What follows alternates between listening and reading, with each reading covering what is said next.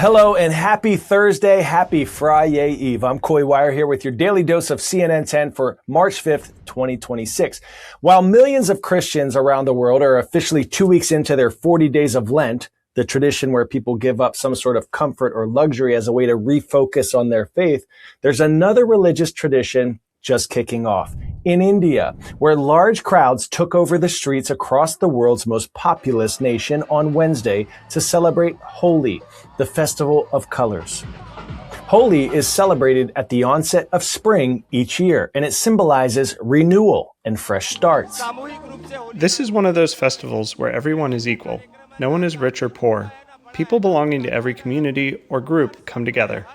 Now, Holi isn't just about color. It has deep meaning. The festival is connected to a traditional Hindu story about good overcoming evil. The night before the color celebration, families light bonfires in a ritual known as Holika Dahan, symbolizing the victory of good over evil, forgiveness, and reconnection. The next day, people gather outside to toss colored powder called gulal and spray colored water on each other. For students in India, it's one of the most exciting holidays of the year. No school, lots of laughs, and yes, a big Jackson Pollock painting looking sort of celebration. And Holi is not just celebrated in India. Indian communities in the US, the UK, and other parts of Europe have celebrations planned for later this week. We've been talking a lot about the economic fears many adults and soon-to-be graduates have about artificial intelligence taking jobs. Here's something to think about. These companies, they better not take away too many human jobs or there won't be many people who can afford to pay for the products they are making. But fears that AI could soon replace many of the skills and industry needs that justify jobs and careers in many of our everyday lives still justifiably persist. Well, a new tech startup called Mercor AI is hiring experts to train AI to be even better. But the company says they believe this will actually benefit human society. Our Hadass Gold takes us behind the scenes. Meet the people training AI to replace your doctor, lawyer, banker. Brendan Footy is the 22-year-old co-founder and CEO of Mercor, one of the hottest startups in Silicon Valley, valued at $10 billion. They manage a network of some tens of thousands of professional experts who help train the major AI models to think, act, and talk like them. Most people, I think, believe that AI just learns off the internet and what's out there. Why do you need humans involved in the process? The largest driver of AI progress right now is how do we effectively identify model mistakes, measure those mistakes, and allow models to learn from them. And so the AI labs are hiring large armies of people to help create these data sets and teaching models how to learn from them. The average expert is paid $95 an hour, although some specialized roles can earn up to $250 per hour. The most popular subject is software engineering, followed by finance, then medicine and law. Are these people not kind of training their future replacements? The way I think about it is that we're not going to run out of things to do. As a society, we have so many problems that we need to solve. We need to cure cancer, we need to solve climate change, and making everyone 10 times more productive so that they're able to better work on those key problems is going to be a huge, huge benefit to how we make progress as a society. Mercor experts present the AI they are training with a prompt, then grade their response using a rubric they've created in consultation with other experts in their field.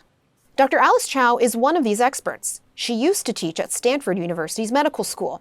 Now her student is an AI model. So tell me what it's like when you sit down in front of the computer. What are you doing? I am looking at the AI model that I'm working with, and I am posing real-life questions or challenges that I have faced or I've seen patients face. And I ask the model, provide me with the potential diagnoses, suggest several treatments, and list the evidence that you used to support these diagnoses.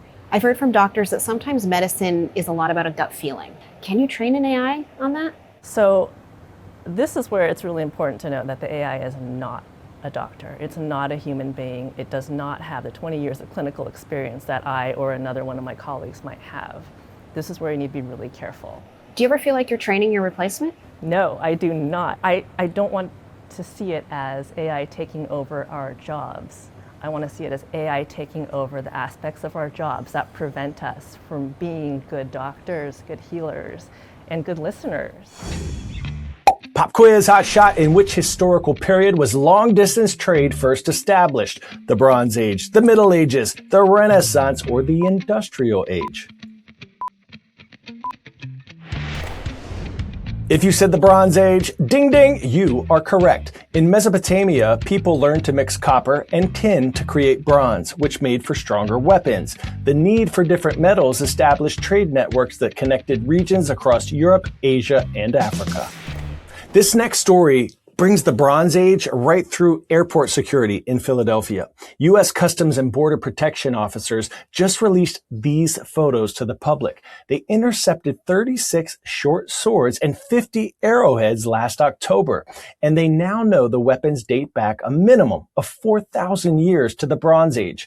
The package arrived on a flight from the United Arab Emirates and was labeled as metal decoration articles. The box was headed to Jacksonville, Florida. But when officers x-rayed the package, they spotted something a little more pointy.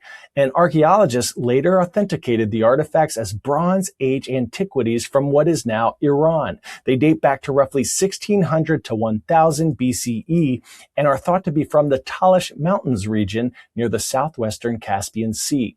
Former FBI agent Robert Whitman suspects the weapons may have been purchased by a collector on the black market. The time period is very interesting to the collectors because it's the Bronze Age. So we're talking minimally 4,000 years ago. Investigators believe the artifacts may have been illicitly excavated from ancient burial sites where weapons and important belongings were often buried with the owners. Whitman estimates the collection could have sold for $15,000 to $25,000 on the black market. For now, the swords and arrowheads are being safeguarded by CBP, or Customs and Border Protection. Investigators expect they'll eventually be returned to the Middle East, ensuring this piece of the past finds its way home.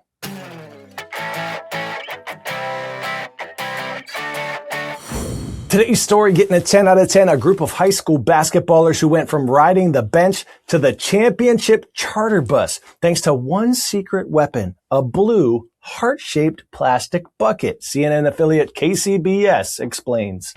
Did you know? All right, girls, phones in the bucket. Let's go.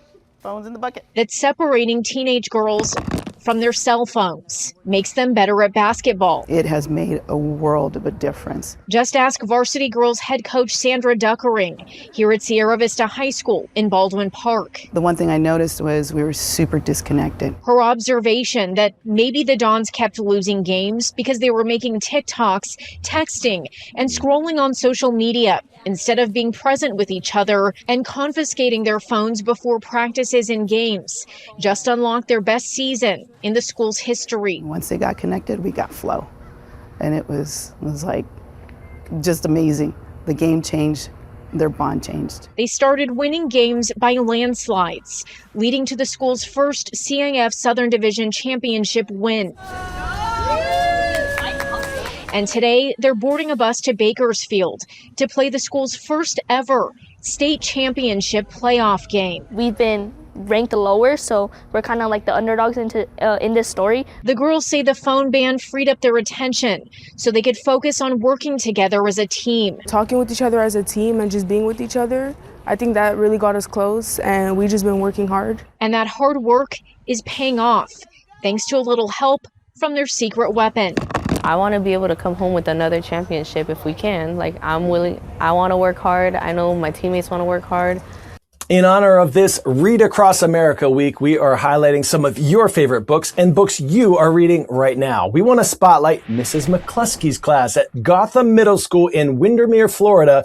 Thank you for reading with us. Their class is diving into the book, I Will Always Write Back, How One Letter Changed Two Lives. The true story follows an American student and one from Zimbabwe who become pen pals through a school assignment. Over the years, their letters grow into a powerful relationship that bridges continents, cultures, and different experiences. It's a powerful reminder that sometimes a single letter and a little curiosity about someone else's journey can help open the door to a whole new world.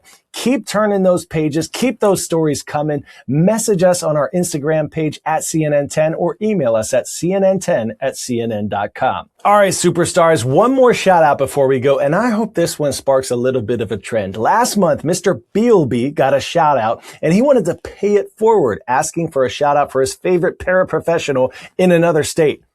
Mr. Huffman at Benton High School in St. Joseph, Missouri. Rise up and way to spread the love, team. Hope you have a wonderful day. It's almost Friday. I'm Coy Wire, and we are CNN 10.